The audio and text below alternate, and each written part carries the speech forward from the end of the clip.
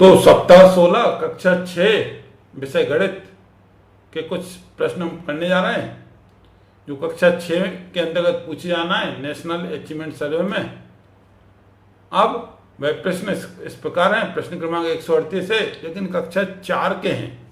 ये जितने भी प्रश्न हैं वो कक्षा 4 के प्रश्न हैं।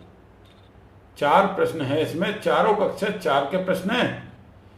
तो सभी लोग इन सवालों को स्कूल में कराएं, जो प्राइमरी के बच्चों के भी काम आएंगे और मिडिल के बच्चों के भी।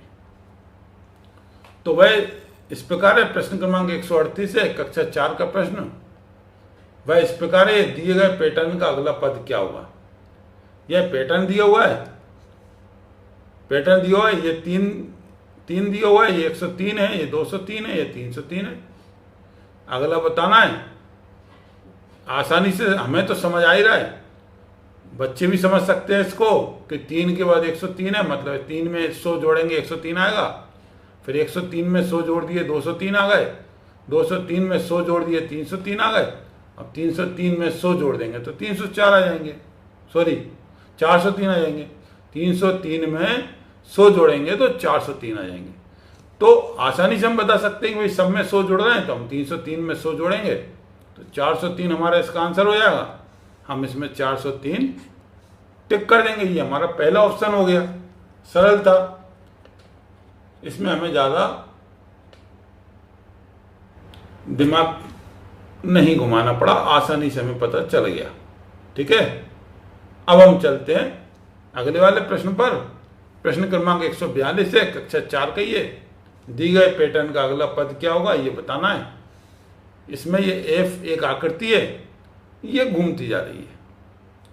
पहले ये कितना घूमी, ये लगभग 45 डिग्री घूम रही है, लगभग 45 डिग्री। देखिए, फिर ये 90 हो गई, फिर ये और 45 घूम गई, फिर ये सीधी हो गई, फिर ये और 45 घूम गई। तो अब ये क्लियर समझ आ रहा है कि पहले ये 45 डिग्री घूम के आ गई, फिर 90 हो गई, फिर 135, फिर 180, फिर उसमें जोड़ देंगे अपन 45 45 225 रहेंगे। तो ऐसे जोड़ करके ये जो आएगा, अब ये वाला फिगर आ रहा है कौन सा, डी, क्योंकि ये यहां तक तो घूम ही गया। अब सीधा ये आड़ा हो जाएगा, यहां पर ये ऐसा हो जाएगा। आप देखिए, ये ना 45 और घूम गया, तो ये वाला आंसर इसका डी सही हो जाएगा। ठीक है, मैंने इसमें ये भर दिया है, जबकि इसमें आंसर बताना है हमें। आप समझ गए होंगे, ये आंसर डी इसका सही है। अब हम चलते हैं अगले वाले पे। प्रश्न क्रमांक 166, प्रश्न क्रमांक 166 कक्षा 4 का है। निम्न आकृति का घेरा कितना है ये हमें बताना है। निम्न आकृति का घेरा कितना है ये हमें बताना है। घेरा मतलब इसका एक चक्कर लगाने पर कितना चलना पड़ेगा हमें। घेरा मतलब इसका एक चक्कर। तो सभी जितनी भुजाओं की लंबाई है उन सबको जोड़ दें, हमारा आंसर आ जाएगा, घेरा आ जाएगा। जैसे 1 सेंटीमीटर, 2 सेंटीमीटर, 4 सेंटीमीटर, जैसे 1, 2, 4,